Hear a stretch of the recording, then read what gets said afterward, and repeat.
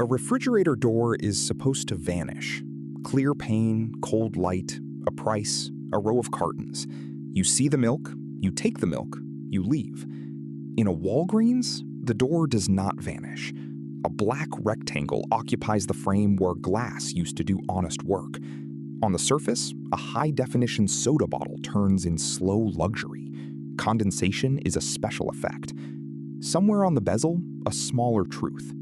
Out of order. Behind the panel, compressors still hum. Product still sits on wire shelves. The shopper cannot see it. This is not a waiting room television. This is a store hanging an advertisement over its own inventory, then inviting brands to buy the obstruction. The aisle becomes a physical paradox. The goods are inches away. The surface that should reveal them is selling something else. When the unit functions, it offers a bright collage of featured items that may not match the shelf. When it fails, the ad can keep looping anyway, a commercial bolted onto a freezer. Either way, the oldest retail contract, look, choose, take, is interrupted by a newer one, look longer.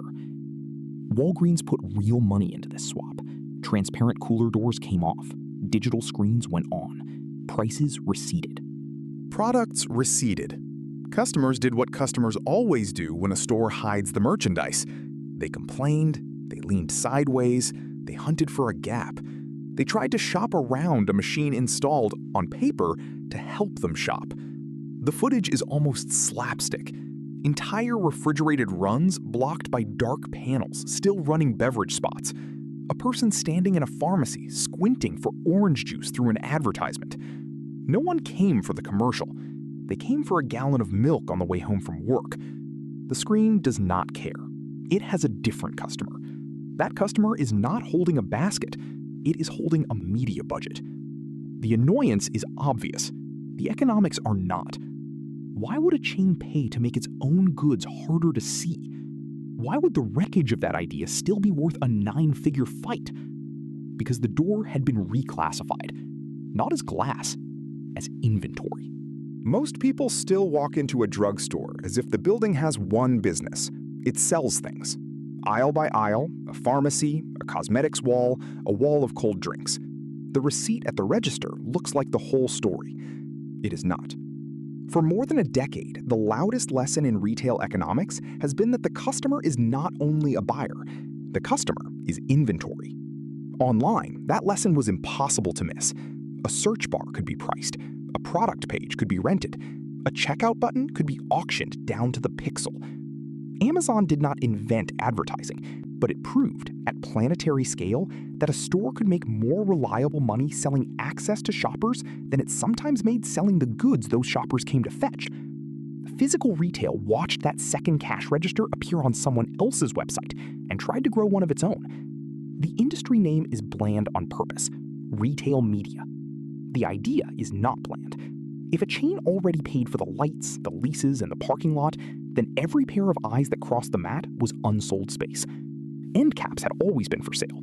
Circulars had always been for sale.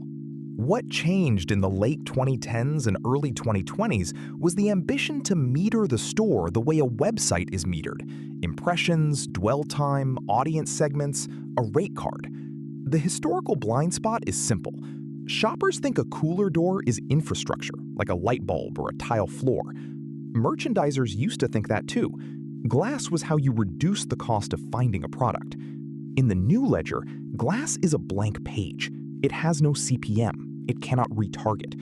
It cannot swap a cola still for a water still between lunch and evening. It cannot tell a brand how many faces paused in front of the sports drinks. A transparent door is, in this accounting, a wasted door. That is why the cold vault mattered more than a random cardboard stack. People slow down in front of refrigeration. Hands hover. Choices stack up. Soda or seltzer, whole milk or oat, the name brand pint or the house brand. Consumer packaged goods companies already spend fortunes to win those seconds. They pay for height on the shelf, for the facing, for the seasonal wrap.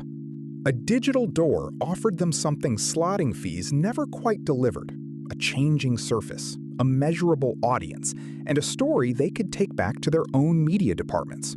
Not a static sticker, a campaign. Walgreens was a tempting stage. The chain is not a weekly grocery pilgrimage. It is a habit machine. Prescriptions, toothpaste, a sandwich, a 2-liter after work. Traffic is frequent, local, and often in a hurry, which sounds like a problem until you price hurry correctly. A hurried person still looks at the fridge. A hurried person is also a captured person. There is only one cold run. There is only one surface between that person and the drink.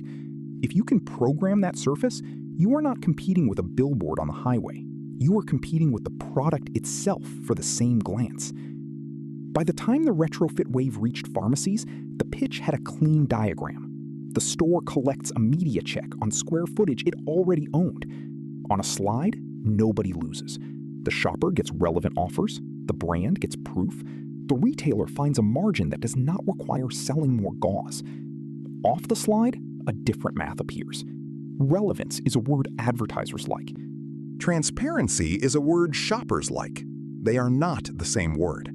The moment the door becomes a publisher, its first duty tilts. It no longer exists to reduce search costs. It exists to hold attention long enough to invoice someone who is not shopping. That tilt explains the contradiction in the aisle. A company that lives on impulse and refill traffic spent millions making the impulse harder to complete. Not because anyone forgot how a fridge works, because a clear pane had been marked as unsold inventory. And unsold inventory in a retail media decade looks like negligence. The old store sold goods through glass. The new store tries to sell the glass. Everything that follows is what happens when those two stores occupy the same hinge. Follow the money, and 3 parties appear at the same hinge, each certain the others are props. First, the landlord of attention, Walgreens, a pharmacy chain whose real estate is already paid for by cough syrup and refill traffic. Second, the vendor that promised to turn a hinge into a network, Cooler Screens Inc., a company built to argue that a refrigerator could behave like a website. Third, the brands that already live or die in that last 3 feet, the Cokes and Pepsis of the cold vault, the dairies, the energy drink houses, whose media departments speak fluent impressions and hate unmeasured glass. Cooler Screens did not sell a prettier light bulb, it sold a theory of the shopper. In the product story, cameras and sensors read the aisle. Software infers a profile from what a body does in front of the cold set. The creative on the door can shift. A featured SKU can rise or fall without a clerk touching a planogram. Browsing, once a private physical act, becomes a log that can be packaged for a third-party advertiser. Whether every store ran every feature at full power is a separate question from the design. The design is the motive. Dynamic advertising is not a decoration. It is how a door earns a media rate instead of merely keeping heat out. Walgreens' incentive was brutally ordinary. Same lease, same staff, same coolers. A new line that did not require inventing a new drug or winning a reimbursement fight. If footfalls could be sold the way homepage takeovers are sold, the chain could tax a glance without marking up the milk. The vendor's incentive was existential. Without a national pharmacy footprint, a cooler door network is a novelty. With thousands of doors under contract, it becomes a platform. One sales team, one measurement story, one set of brand relationships that can be pitched in New York and Atlanta as easily as in Chicago. The brand's incentive is older than any screen. They already pay for eye level. They already fight one another with ice and neon and celebrity cans.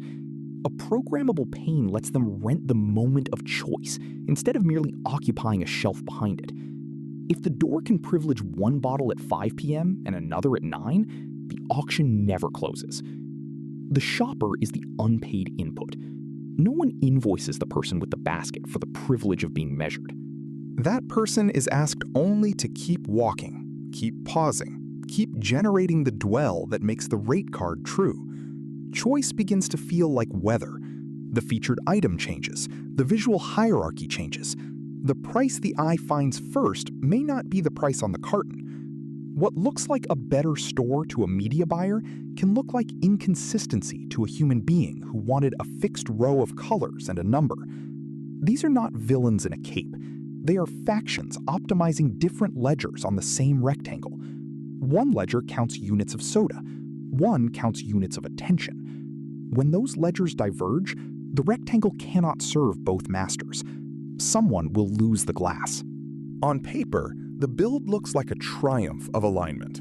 A pharmacy chain with coast-to-coast doors, a vendor with screens, sensors, and a media pitch, brands already writing checks to stand near the ice, a planned install across some 2,500 Walgreens stores, enough volume to turn a hardware experiment into an exchange.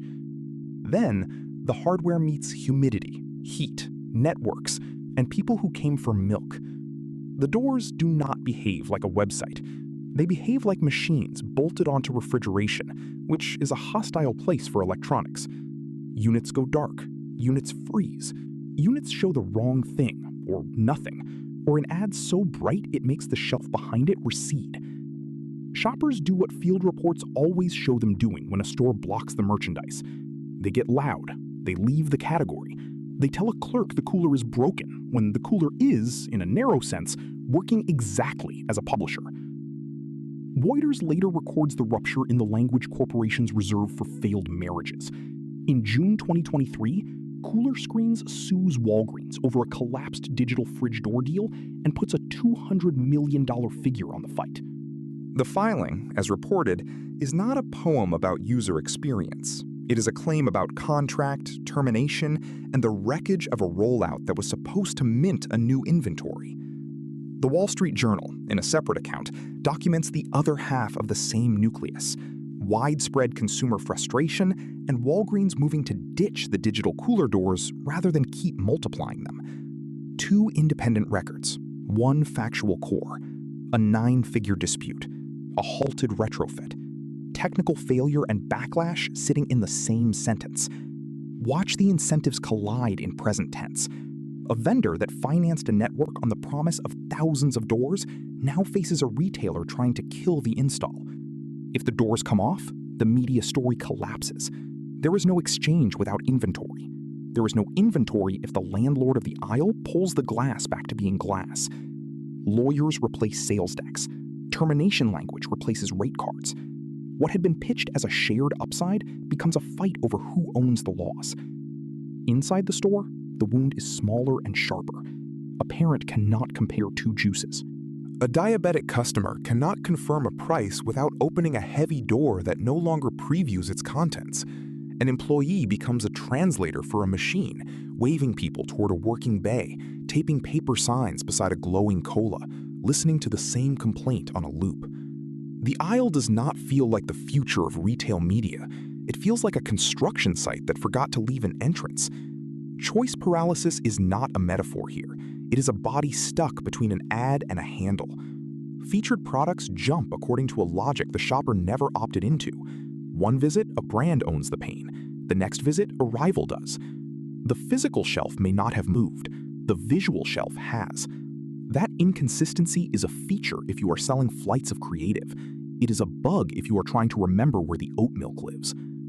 Meanwhile, the browsing itself is no longer only browsing. In the architecture of the system, a pause is a measurable event. A reach for the handle is a signal. The store's cold set, once a dumb box of thermodynamics, is asked to perform as a sensor net for advertisers who will never mop the floor. Even when a screen is dead, the idea of the screen remains. This surface was not installed for you. Walgreens, for its part, is not required by any of this to keep expanding the program. The public record of the mid-2020s is not a victory lap of new doors. It is entanglement. A retailer attempting to step off a mechanism designed to turn physical retail into a digital ad exchange, and a vendor arguing that the step itself is the injury. This does not mean Walgreens is currently spreading the screens. It means the company is legally caught in the failure of a business model that treated a transparent door as a defect. The climax refuses a neat moral. Maybe the tech was simply immature. Heat and glass and uptime are unforgiving. Maybe the consumer veto arrived faster than the media revenue. A shopper who cannot see the product is a shopper who might not buy the product, and no CPM repairs an empty basket. Maybe both are true, and the deeper problem is the bid itself. Once you price the glance above the find, every outage becomes an argument about whose customer the aisle was built for. dominoes fall outward. Other chains watching pharmacy media have to ask whether the last analog surface is worth the lawsuit. Brands that bought the loop have to ask what they purchased if the loop is dark. Workers inherit the social cost of a broken interface. Competitors with clearer doors look briefly like geniuses for doing nothing. The wound stays open because the economic hunger does not leave with one vendor. Retail media is still the second cash register every big chain wants to own. The Walgreens fight is what it looks like when that register is welded onto a freezer, and the freezer, inconveniently, still has to feed people. And then the lawyers keep the lights on longer than the screens did. A store is a machine for lowering the cost of finding things. That is the unglamorous miracle of retail. You do not have to know a farmer or a chemist. You walk toward cold air, and the object announces itself. Price, color, volume, a date stamp. The hinge is supposed to be the least interesting part of the trip. Retail media inverts the hinge. It asks a surface whose only virtue was honesty to become a publisher with a quota. The moment that happens, utility and yield stop being partners. They become rivals for the same square inch. Yield wants dwell, novelty, a featured winner, a sensor that can turn a human pause into a line item. Utility wants silence, sameness, a door that disappears. You can dress the conflict in the language of personalization. You can call the obstruction relevant. The body in the aisle already knows which ledger won. The larger principle is not that advertising is new, or that pharmacies are greedy, or that technology fails. Slotting fees are old. Circulars are old. What is new is the attempt to make every remaining analog plane behave like a bid stream, even when that plane is the only way to confirm that the milk exists. When the user of the interface is the advertiser, the shopper becomes raw material. Prices feel inconsistent because the first number you were shown is no longer a fact about the shelf. It is a fact about who bought the pain. Browsing habits, once disposable, become an export. Workers become ushers for a medium. Competitors inherit a warning. Copy the second cash register carelessly, and you may purchase a lawsuit instead of a margin. Leave the record where it is. A documented fight, a halted rollout, a mechanism that tried to turn a physical store into an exchange and then seized up in public. No need to inflate that into a permanent empire of screens. The aftertaste is quieter than a verdict. It is the sound of a handle, the sigh of cold air, the half second in which a person either sees dinner or sees a commercial where dinner should be. Cities are full of such half seconds now, online and off, each one priced by someone who will not eat the meal. If a door can be sold, what other piece of ordinary seeing is still unsold only because no one has bolted a rate card to it yet?